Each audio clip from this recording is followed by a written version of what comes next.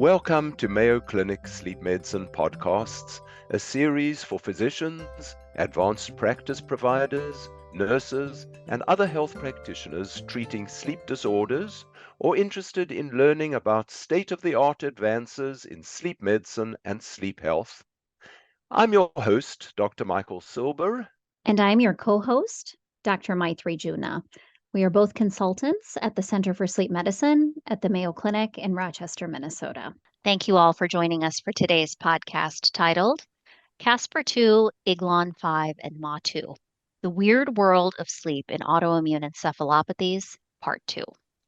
Autoimmune and paraneoplastic disorders affecting the nervous system affect multiple neural systems, including areas of the brain that are responsible for sleep and wakefulness. Although rare, the sleep manifestations can be dramatic, and both neurologists and sleep specialists should be aware of these syndromes, as occasionally these patients will present to them. To continue our prior discussion of the weird world of sleep in autoimmune encephalopathies, I'm joined again today by my guests, Dr. Michael Silber and Dr. Eric St. Louis, both professors of neurology and board-certified sleep specialists at the Mayo Clinic in Rochester, Minnesota. Eric, Iglon-5 is a cell adhesion protein found on the surface of neurons. One might expect that an autoimmune attack against this protein would be easily manageable by immunosuppression. However, anti-Iglon-5 disease turns out to be a perplexing condition, likely linking autoimmunity and neurodegeneration. And we know that sleep disorders are an integral part of this disease. And in fact, the disorder was first described by sleep neurologists. Tell us first about the clinical manifestations that should lead a clinician to suspect that they are dealing with this. Well, thank you, Maitri, once again for having me and us today. This is a really interesting discussion. And when I first heard about this disorder a little over a decade ago, as you mentioned, this was described by our colleagues in Barcelona, Spain. If anyone wants a fascinating scientific voyage of discovery, I'd encourage you to look up the Sabater et al. Article, the seminal description of the original case series of these patients identified in sleep clinics in Barcelona, Spain. And subsequently, it was really a case of reverse translation where the clinical phenotype dictated the search for a unique cause for these patients. And it took them a while to work it out. But eventually, they found the common thread that these patients had a distinctive abnormality with antibodies to Iglon-5. And when I first read about this, I thought, what the heck is Iglon-5? Iglon-5 stands for immunoglobulin-like cell adhesion molecule 5, which, as you mentioned, is a neuronal surface cell adhesion protein. We don't really know what it does, actually, normally, but it seems to probably be involved in neuronal development or synapse formation. It's a cell surface adhesion molecule that's part of an immunoglobulin superfamily. It's widely expressed in the brain, especially in certain areas such as the olfactory bulb, the cerebral cortex, and the hippocampus, but particularly the hypothalamus and brainstem regions. And this seems to be a condition involving an initial autoimmune pathophysiology that then triggers a progressive neurodegenerative course. So it's quite fascinating as a model that way. And the science of it has really been quite well worked out. There's an initial apparent humoral autoimmune attack against this Iglon-5 moiety that can then run a really rapid and progressive course towards chronic neurodegeneration and even become fatal in some tragic cases. Primarily, this targets hypothalamic and brainstem tegmentum regions, and it can present with a distinctive sleep phenotype in particular, but also a spectrum of other heterogeneous neurological disturbances. So this can include neurologically a wide spectrum of different symptoms and signs. It can affect particularly bulbar symptoms and signs where the patient has prominent speech or swallowing disturbances, vocal hoarseness, or even vocal cord paresis. It can produce gait changes, sometimes with freezing or falling, that's reminiscent of a progressive supranuclear palsy type phenotype. It can show dysautonomia with prominent urinary dysfunction, orthostatic hypotension, and autonomic failure, as seen in multiple system atrophy. And it can show a spectrum of other movement disorders varying from either Parkinsonism with an akinetic rigid syndrome to chorea or myoclonus. And to make things interesting, sometimes there are epileptic seizures, cognitive impairment, so more cortical based symptoms, or even involvement of the peripheral nervous system, as we heard about with the Morvan syndrome. The patient can have myokymia, cramps, and peripheral neuropathy. Sleep clinicians should be especially suspicious for this when patients present with parasomnia and sleep-related movement disorder with prominent derangement of the sleep architecture on the polysomnogram. And what is often described in these patients, not always seen because it is heterogeneous, but oftentimes anoraic type behaviors where patients are mimicking typical daytime activities. Some of our European colleagues have called these finalistic behaviors. They might mimic eating, throwing a ball, or picking up objects. Less often do these patients have typical violent RBD-like behaviors, but they may show things suggestive of dream enactment in their sleep. And then they may have elementary body jerking throughout the sleep state, and they might have poorly structured non-REM sleep with absence of K complexes or spindles, and just sort of a slow-looking background that's poorly differentiated. They can have prominent sleep disordered breathing as well, even with distinctive sleep-related stridor, which is a harsh, high-pitched noise during sleep. Again, that is sometimes seen in other neurodegenerative disorders and synucleinopathies, particularly multiple system atrophy. To boot, they can have obstructive and central sleep apnea because of the involvement, we think, of the brainstem and a spectrum of other sleep disturbances, including insomnia or hypersomnia. These patients tend to present in middle to older age with subacute evolution of neurological and sleep disturbances. Perplexingly, unlike some neuronal surface antibodies, we don't see a lot on MRI scan. And the CSF can even look fairly bland. In about half of cases, the CSF is normal, or they may show nonspecific changes like protein elevation or pleocytosis. But one should really consider this in patients who come on with a subacute evolution of prominent sleep disturbances with sleep disordered breathing, particularly stridor, and prominent parasomnia with other neurological disturbances. So it would seem to me, Eric, that a big differential would be multiple system atrophy, as you mentioned it, a patient developing Parkinsonism, stridor, which we know is a strong association with MSA, and dream enactment. All of those we see with MSA, but I guess clues might be the more subacute development of it instead of the very slow, insidious development of a typical neurodegenerative disorder, and also the strong bulbar involvement in IGLON5, which one wouldn't see early on in a patient with MSA. And the MSA patients, of course, also get very early dysautonomia, and I think that's less common in IGLON5, isn't it? Would those be reasonable differences for our listeners to think about? Absolutely. I think that the more subacute time course would imply the prospect of an autoimmune cause. A more chronic course goes more with a primary neurodegenerative disorder and likely absence of underlying autoimmunity.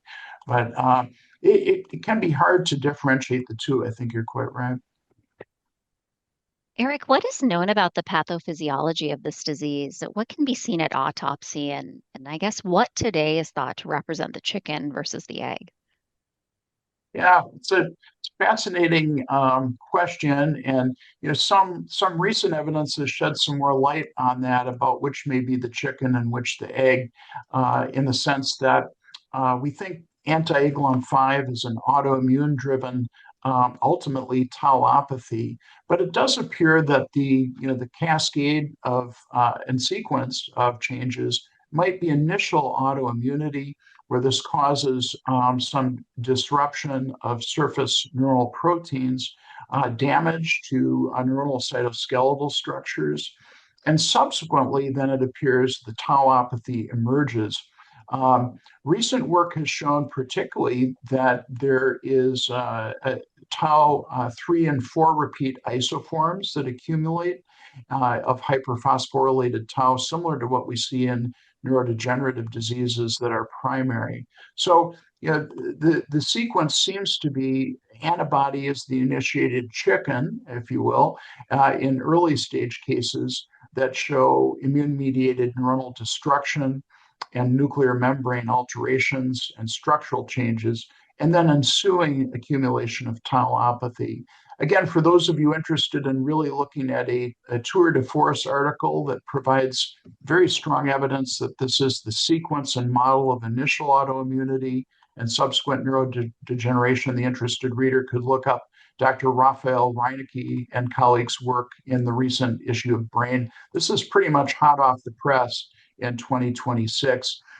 In their article, they really summarize this quite well. Well, what does management of these patients look like, and what is the prognosis? Well, I think, as Mike alluded to, one of the real challenges is a diagnosis, because this can mimic a primary neurodegenerative disease, sometimes without that clear history of a subacute evolution, we might not even think of it. But so I would say, the initial approach is prompt diagnosis, having a high index of suspicion when patients present somewhat more atypically with a subacute course of rapid onset parasomnia, and particularly a syndrome of other neurological features, such as either early stridor and or hypersomnolence, insomnia, or bulbar symptoms or gait changes. And one might test for anti-Iglon5 in either the serum or with a high index of suspicion, the CSF, may be positive in each. And management then, once identified, really should be a urgent consideration of immunotherapy. Because if immunotherapy is going to work, it must really be delivered early and often. And again, a sequence of initial pulsed IV methylprednisolone, or consideration of IVIG in particular, which has been reportedly effective in some cases when given early. Rituxan, again, has been used. Even cyclophosphamide has been used by our autoimmune neurologists in some cases that have a particularly aggressive course. And prognosis is guarded long term. Some series have suggested up to a third of patients may have a relentlessly progressive course and ultimate mortality. But hopefully with early immunotherapy, the patient might be improved. And I guess it's also important as sleep specialists for us to be very well aware of the respiratory side of it, with the stridor, obstructive and central apneas, and eventually hypoventilation. And we may be able to help these patients by adequate PAP therapy, treating the stridor, sometimes bi-level if they've got hyperventilation. So the specific symptomatic management may be helpful prognostically and symptomatically. Absolutely. I think, here at our center, we're privileged to have a multidisciplinary team. And I think these patients are sufficiently complex that they need not only, sleep medicine expertise to really treat the complex breathing disturbances often seen in these patients. They often need advanced bi-level PAP therapy to treat some of these features, let's say, beyond sleep apnea. with sleep-related hypoventilation and/or stridor. But then again, the expertise of autoimmune neurologists to offer some of these big gun or high potency immunotherapies. I don't know about you, but I get uncomfortable when I have to think about the possible prescription of agents like Cytoxan or Rituxan. So that's usually where we call the cavalry and call on some of our colleagues with greater expertise and familiarity of those therapies. Now, with the discussions that we've had up until this point, a question that some of our listeners may be pondering is whether a patient who is presenting with an isolated sleep disorder, such as REM sleep behavior disorder, for example, should be tested for autoantibodies in the serum and/or spinal fluid. Eric, tell us about a recent study from the NAPS consortium, of which you were a co-author, which explored this issue. What were the results and the conclusions regarding the use of routine screening in these cases? Well, yeah, thank you. So I'll just mention NAPS stands for North American Prodromal Synucleinopathy Consortium. That's a mouthful. But this really is a federally funded effort to study the natural history of REM sleep behavior disorder, which many of you know is at least in older adults, often, but not always, a prodromal synucleinopathy, meaning those patients might be vulnerable to go on to develop forms of neurodegenerative disease, at least obvious forms, such as Parkinsonism or dementia. So while that study is really focused on that goal, an interesting sidelight was the opportunity to test en masse the cohort of patients enrolled in this study for autoimmune markers, just to see really and explore what would be the frequency of finding these autoimmune markers in a typical isolated RBD population, not a patient with the typical syndrome and syndromic abnormalities of other neurological symptoms, subacute course, and so forth. And the finding is led by Dr. Ron Posthuma, one of our leaders of the study, that such antibodies are particularly rare and only crop up in about 1% of cases. And so the conclusion of our team, anyway, was that routine antibody screening is not to be recommended when a patient presents with uncomplicated, typical isolated REM sleep behavior disorder, but that such testing should be reserved and considered for cases that present with additional clinical red flags, such as bulbar dysfunction, cognitive decline, or other really syndromic features, or a subacute course to more strongly suggest an autoimmune etiology. That's very helpful, Eric. Thank you for sharing that. Mike and Eric, thanks again for being here today and sharing your expertise. Are there any final messages that you'd like to leave with our listeners today?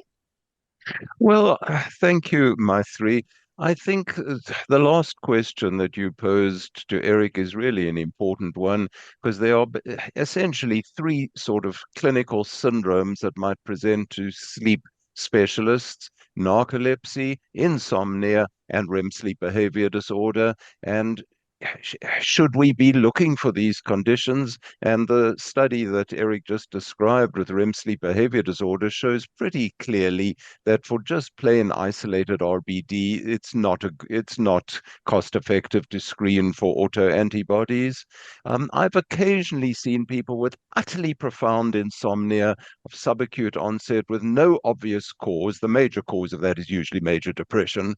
And I've sent off the potassium channel complex antibodies, and I've never found anything positive. Narcolepsy is sort of interesting. We talked about the MAR2 antibodies. The other one we didn't talk about, extremely rare, the aquaporin 4 antibodies. Some of you may recognize that as, again, surface antigens, which are water channels in the central nervous system associated with a condition called neuromyelitis optica, like MS, but different, with involvement of the spinal cord and optic nerves, especially in Japanese patients. Some of them have presented with or have narcolepsy. So narcolepsy would be another one. But again, I think the clues must be subacute onset of these syndromes and other neurologic symptoms. For those of our listeners who are not neurologists, one should at least be asking about these things. And if you get that clue, that sense that there are other neurologic things going on, please refer your patient to neurologists for assessment or send off the antibodies. But I think those are the main clues to be aware of. Very rare, but they do happen, and we don't want to miss these disorders. Eric, do you have anything to add? I think Mike summed it up pretty well. I think blind testing is generally not indicated for typical presentations of any of these entities.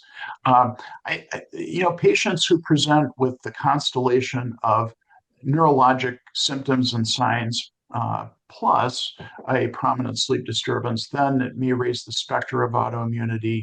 And then again, particularly emphasizing that subacute sort of time course. If it's coming on over weeks or months rather than years, those are the things that should get our antenna up about testing for autoimmunity and considering some of these rare syndromes.